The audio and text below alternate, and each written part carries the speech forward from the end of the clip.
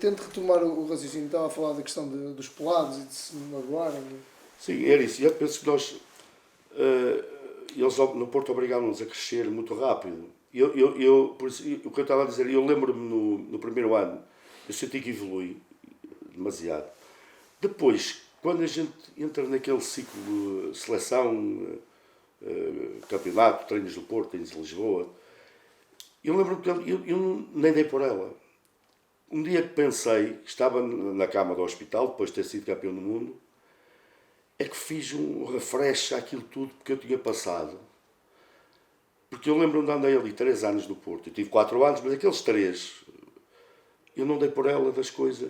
As coisas foram acontecendo com naturalidade. Eu não me lembro de dizer tenho que trabalhar mais, ou tenho que fazer isto. Eu não me lembro. Aquilo foi... Trabalhava-se. É sempre a trabalhar. Éramos todos. Porque assim, era uma competição enorme, não é? Lógico. Quem facilitasse entrava o outro. E claro. Uma coisa que nós tínhamos com a gente era essa coisa. Eu acho que nunca perdemos um jogo. Eu nunca perdi um jogo do Porto. Perdi nos juvenis primeiro ano. Depois nunca perdemos um jogo. Os juvenis de segundo ano e júniores de segundo ano não perdemos nenhum jogo. Fomos campeões sem derrotas. Porque a palavra derrota, nós víamos no autocarro, ninguém podia falar. Aquilo era... Se calhar até era demais, pronto. Porque a derrota faz parte do jogo de futebol.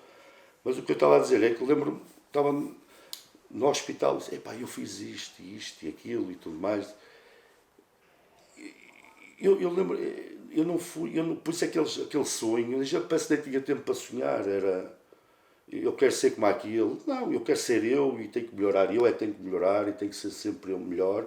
Depois tentava eu pesquisar as coisas, já não tinha internet, não tinha nada, mas era a visualização de jogos de futebol, que a gente víamos muitos. Depois, a grande evolução é que o professor Carlos Queiroz, aí sim, ele já em 1990 trabalhava, em 87, 88 já trabalhava quase igual. As ferramentas eram outras, mas ele já mostrava vídeos, já gravava treinos e tudo. Pronto, e aí evolui muito mais no técnico ao tático. Pronto, penso que foi isso. Foi tudo tão rápido que nós nem tivemos tempo, nem tinha tempo para sonhar, se calhar. Ok. Mas quando chegou ao Porto, foi logo lá para lá viver? Estava aqui e aí vinha? Não, eu ia de caminhonete. Sim, tinha transportes públicos. Okay. Lembro-me, eu estudava no Colégio de Lamas, até ir para o Porto. Era um dos melhores alunos e depois tive que mudar, fui para a escola C+S Lourosa, para os horários serem compatíveis com os treinos. E pronto, aí foi um descalabro dos estudos, foram por água abaixo. Um bocadinho de falta de tempo, o professor Carlos Queiroz fazia muitos estágios, depois nós íamos 2, 3 dias para Lisboa e depois perdíamos o fio à meada à matéria, como a vontade não era muita também de estudar. Pronto, reprovei 2 anos no nono e depois disse ao meu pai que queria deixar de estudar. E pronto, ele pôs-me no grupo Amorim das 8 da manhã ao meio-dia a trabalhar, a aprender a estagiar e não ganhava dinheiro nenhum, só para me tirar da cama, porque eu não estava na cama, os treinos eram à tarde. Era isso, foi o único que se não foi, pronto, foi isso.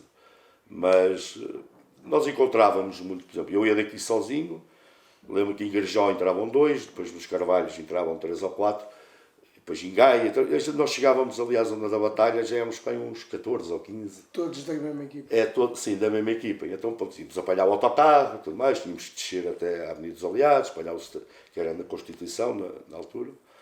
Para cá, aquilo era um filme, porque eu não podia perder tempo, porque a última caminhoneta para Santa Maria de Lamas era às 8h20.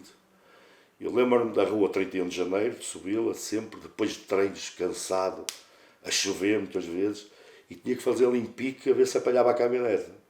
E muitas vezes a caminhoneta já ia a 200 ou 300 metros, já na polícia, lá a virar para a ponte de Dom Luís, e eu tinha que fazer o trajeto contrário à estação de São Bento para apanhar um comboio para a Espinho, para o meu pai me ir buscar a Espinho. É lógico que nós chegávamos a casa às 10 horas, 10h30 às vezes, 9h30, 10. Por isso que a vontade não era muito de estudar. Foram os estudos para água abaixo. Foi embora. É a única coisa que eu arrependo-me disso. Mas depois, à frente, colmatei isso. Exato. Nós, há bocado estávamos a falar e falou-me que foi Salvador Rogério Magalhães que lhe deu as chuteiras. Como é que era a relação entre os séniores e as camadas jovens no Porto? Era frequente vocês se cruzarem? Ou... Sim, mais nos júniores cruzávamos muito mais. Por acaso eu cruzei-me nessa altura porque os séniores tinham sapateiro. Para arranjar calçado e engraxar. E eu fui pedir, era o Sr. Álvaro, fui-lhe pedir para ver se ele podia engraxar, para ir para o Campeonato da Europa, porque nós jogávamos no pelado, as chuteiras estavam sempre... Nós limpávamos, mas pronto, para dar um brilhozinho e tal.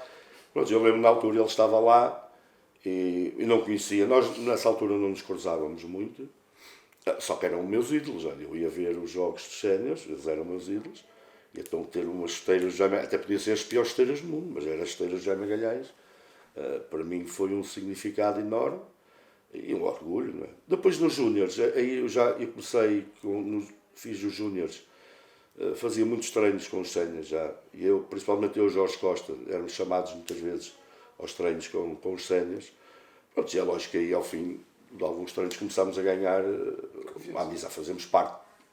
Embora não jogando ao domingo, mas fazemos parte da mesma equipa, porque estamos no mesmo balneário, mas sempre com um respeitinho enorme, porque eles eram monstros à nossa beira, lembro-me, e era um orgulho enorme. Era até exaustão mesmo, eu lembro desses treinos. E na altura havia o campeonato de reservas, que jogava-se a meio da semana, e às vezes eles faziam um misto de júniores com séniores, e era lógico, se calhar para os séniores era um frete, estar a fazer aquilo, mas para nós, rapaz, só estar a jogar ao lado do Sousa, do Inácio, que depois passou a ser meu treinador, do Lima Pereira, sei lá, mais Jaime Magalhães, Bandeirinha, esses monstros tinham sido campeões europeus, e eu a jogar ali no meio deles, rapaz, era uma motivação louca para nós.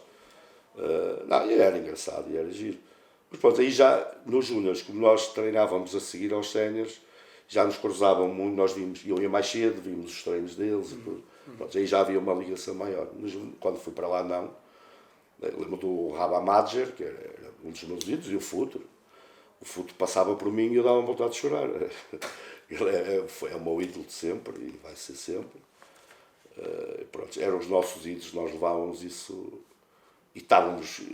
Agora, os equipamentos, até dá vontade de rir. Nós fazemos um encontro todos os anos, meus colegas de Porto, e às vezes falámos, e vão diretores e tudo, e nós falámos dos equipamentos. Aquilo era de rir, aquilo parecia da tropa, da feira, eles compravam na feira, marcavam FJ, que era FJN Júniors, FJV Juvenis, é futebol júnior, futebol juvenil. Era escrito à mão, aquelas coisas. Não havia condições nenhumas. Mas não havia condições. Era o que tinha na altura. Era o que havia. Então. Exato. Depois, fechado o capítulo da formação, passa ao sénior, contrato profissional, mas acaba por nunca jogar. Como é que foi esta transição? Ora bem, a transição correu muito bem. Eu vou para o Rio Ave. Eu tinha algumas equipas da Primeira Liga, mas não acreditei muito no projeto. O presidente Pita Costa também teve influência. Eu ouvia muito o que ele dizia. Ele era um pai de nós todos e estava ali, não estava para enganar. Estava. E eu queria era jogar. Eu sabia que a transição de júnior para sénior agora é difícil, mas na altura quase ninguém apostava na formação. Vocês, se for recordar alguns jogadores como o Fernando Couto, o Jorge Couto, o próprio Jorge Costa foi para o Penafiel, o Jorge Couto esteve no Famalicão, salvo erro, o Gil Vicente também, o secretário andou 3, 4 anos no Famalicão, na Académica, Braga, essas coisas. Era difícil um jogador, ou quase impossível, entrar logo de primeira nos séniores. E pronto, nós éramos emprestados. O Pita Costa disse que achava que o Rio Ave tinha um excelente projeto. Ele já sabia de antemão que se ia passar depois, porque no ano a seguir o Rio Ave era tipo uma equipa B do Porto. Quando foi para lá o Inácio e levou o Rui Jorge, o Gamboa, a Tulipa, a Bino, foram muitos jogadores do Porto para lá. No meu ano só fui eu e outro colega meu. Mas a adaptação, eu já estava avisado, pronto, o meu pai falava, esta é uma selva, vais apanhar pessoas da minha idade, não é? Da idade do meu pai, tudo, tens é que respeitar toda a gente e tal. Pronto, que foi tudo novo, eu fui viver para lá, o início começou às mil maravilhas, adaptei-me facilmente, comecei o campeonato numa excelente forma. Se calhar não ter parado vindo do Campeonato da Europa, como não parei,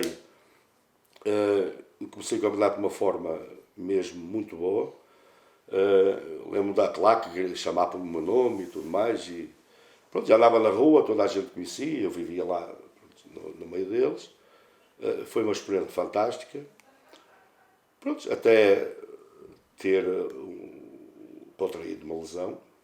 Foi num jogo do Portugal-França, de França-Portugal, um jogo particular, onde levei uma pancada, isso foi uma quarta-feira, e o pé começou-me a doer, ali a chatear-me. E no domingo a seguir, no jogo contra o Faf, que também me esqueço, que o Rui Costa estava no Faf na altura, e andava Rio Ave e Faf a disputar o primeiro lugar. Nós ganhámos 2-0 e eu volto a levar uma pancada no mesmo sítio. E a partir daí começa o calvário. Doía-me, eu parava uma semana, deixava de doer, começava a treinar, doía. Depois acusaram, no ano do Campeonato do Mundo, lá eles os massagistas não conseguiram saber o que é que eu tinha. Inventaram lá, criaram um boato que eu queria ir à seleção, queria descansar no Rio Ave para ir à seleção. Pronto. E aí onde eu me culpo e não me perdoo a mim próprio, porque eu tinha contrato com o Porto e o que eu tinha que fazer era simplesmente ir ao Porto e dizer o que estava a passar, e o Porto ia-me avaliar e ia ver o que é que eu tinha. O que é que eu fiz? Fiz o contrário. Eu vou provar a eles que eu quero jogar aqui. E foi. Eu cocheava e não treinava durante a semana e jogava ao domingo, até sermos campeões. Fomos campeões, faltavam 6 ou 7 jogos, pronto, e disseram na cara, se quiseres agora não jogas mais. E pronto, isso complicou uma vida, porque eu fui quase sempre o 12º jogador da seleção, é aquele jogador que entrava sempre, e no último ano, nesse ano do Campeonato do Mundo, já antes do Campeonato da Europa, faço os jogos todos, a titular, e penso que trabalhei imenso para isso, e conquisto a titularidade, e nas vésperas do Campeonato do Mundo acontece-me isto ao pé. Pronto, atrasou-me imenso, fiz somente 2 jogos incompletos, pronto, e começa aí, é o volte-face. Aí tudo começou no Rio Ave, se calhar por culpa de algumas pessoas que não acreditaram no jogador, e também culpa minha, porque se eu tinha o Porto, como contrato com o Porto, tinha que ir para lá. Agora, a adaptação não foi difícil, porque nós já éramos homens feitos, e se calhar o treinar com os séniores já há 2 anos e tudo mais, nos últimos anos júniores, faz-nos a gente crescer, ganhar maturidade. Penso não foi. E depois eu correu bem, por exemplo, o colega que foi comigo era o capitão do Porto, que era o Hélder Esteves, foi 4 anos o capitão do Porto, e chegou lá, eu tive a sorte, eu não tinha ninguém para a minha posição, para disputar comigo o lugar. E o Hélder tinha o Paulinho Santos.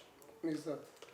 Sabe, às vezes é preciso ter sorte nisto aqui também. Eu tive aquela oportunidade e também não tinha ninguém, e as coisas começaram a correr bem de início, enquanto ele, um excelente jogador, que fez os jogos todos, nas camadas jovens, na formação do Porto, mas tinha um excelente jogador ao lado dele, já um jogador da casa, que era mais velho 1 ano ou 2, salvo erro, e pronto, ele teve dificuldades, se calhar não soube ultrapassar essas dificuldades, porque uma coisa é jogar no Porto, outra coisa é jogar no Rio Ave, porque no Porto são os melhores, não é? No Rio Ave há equipas muito iguais ao Rio Ave, não é? E a gente temos de ser diferentes. E ele penso que não teve essa capacidade de trabalhar mais. Não é trabalhar mais, é mesmo mental. Acho que é mental. Penso que hoje em dia tinha sido diferente, porque hoje em dia já há muitos psicólogos no desporto, na altura não havia nada.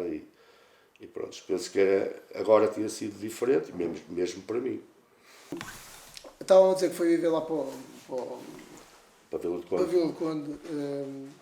Isto foi com 17 anos, pai? 18 anos. Tinha feito 18 em julho, 24 de julho, e fui no dia 3 de agosto nunca mais me esqueço, fui para viver sozinho.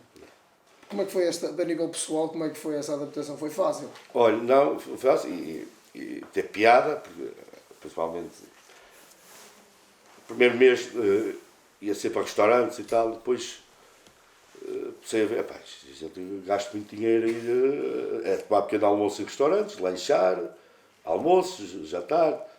Então falei com o meu colega, pá, nós temos que começar a fazer, não, pá, mas eu não sei fazer, eu também não sabia fazer. Eu lembro-me de fazer arroz e ainda tinha arroz colado na panela e fazia por cima e ficava bom, as coisas ficavam boas. Mas pronto, isso tudo é uma aprendizagem. Lembro-me, a minha mãe, eu penso que foi lá em fevereiro, foi uma vez lá, o meu pai foi ver o jogo e ela, eu vou arrumar a casa e tal. E ela mandava-me jogos de lençóis para eu trocar.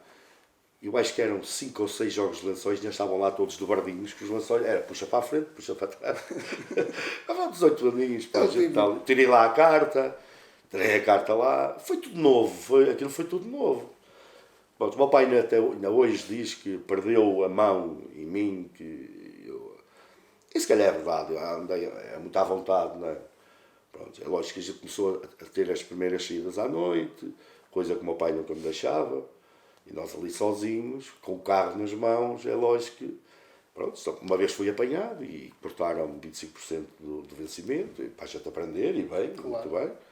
Mas pronto, foi tudo novo. Foi uma tropa que eu não fui à tropa, foi aquela minha tropa, que a gente íamos ter horário para tomar as refeições, para fazê-las, para... Às vezes arranjávamos umas amiguitas e tal, que elas também faziam as refeições. Exato.